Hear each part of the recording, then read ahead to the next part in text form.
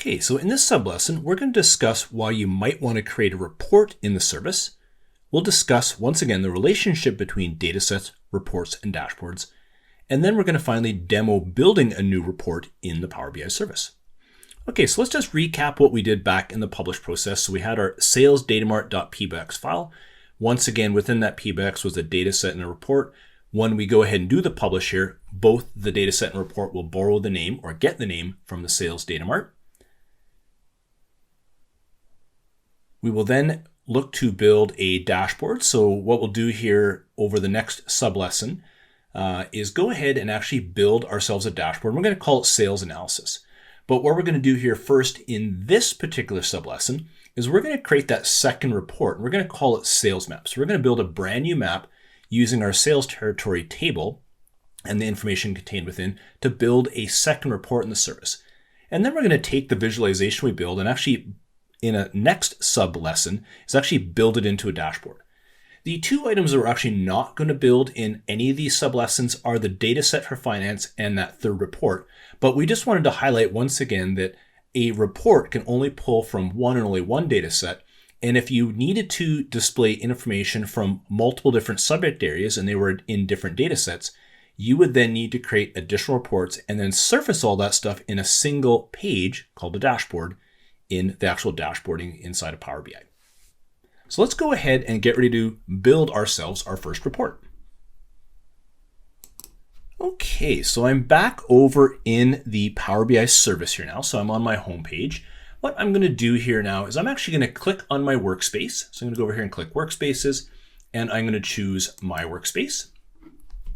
What I'm going to get here is the report and data set that were published into the Power BI service. And what I want to do here is I'm actually going to click on the data set here. So I'm going to move over to data set right here and click on this.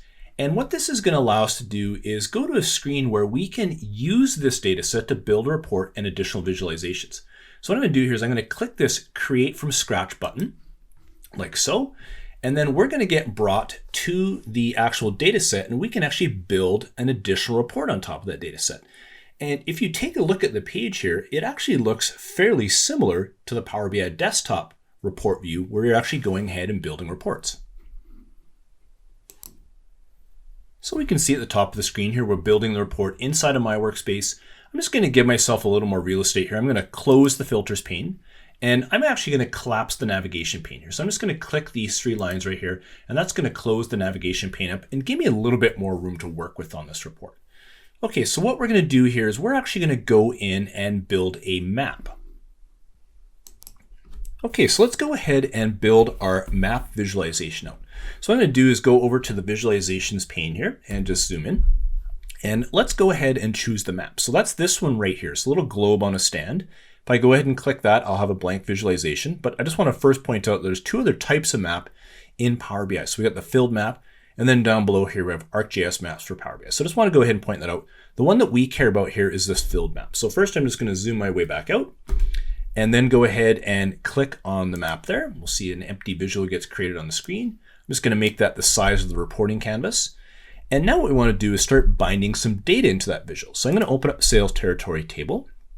I'm going to go to the country right here. And we'll notice country once again has that little globe next to it, which indicates that this has been categorized as a country. So if you recall back in the data modeling section, we went through and categorized the continent as a continent and country as a country. So the data model would know how to treat those things at report time. So I'm going to go ahead and drop country into location. We'll see a map gets drawn here. What I'm going to do here now is I see a bunch of little dots on these. So I'm just going to maybe zoom in on Europe here. So I can see these dots that are sitting over top of United Kingdom, France, and Germany here. So what I'm going to do next is I'm actually going to go in and go to my product table and go to the product hierarchy and grab the category and drop it here into the legend. So once I do that, we'll notice the map repositions itself. And if I just zoom in on, let's just say the United Kingdom here, we'll see that we've got a pie chart here, and I can see that I've got United Kingdom, accessories, I've got clothing, and I've got bikes. So right now everything's evenly split because we don't know what the different proportions of sales are for each one of those regions. And you'll also notice that all the bubbles between the countries are exactly the same size. So what we're going to do next here is actually go to our sales table And let's go and grab the total sales. So I'm going to take that and drag it down into size. So now we have a little bit more information on the visualization, and the bubbles have resized themselves. So let's just once again drill back into United Kingdom here, and we can see that on the United Kingdom we have United Kingdom bikes of $17 million, and we have these little slivers over here of clothing and accessories. So we can go through and drill into that information in a little bit more detail. You'll also notice here now that all the bubbles are sized relative to each other's sales.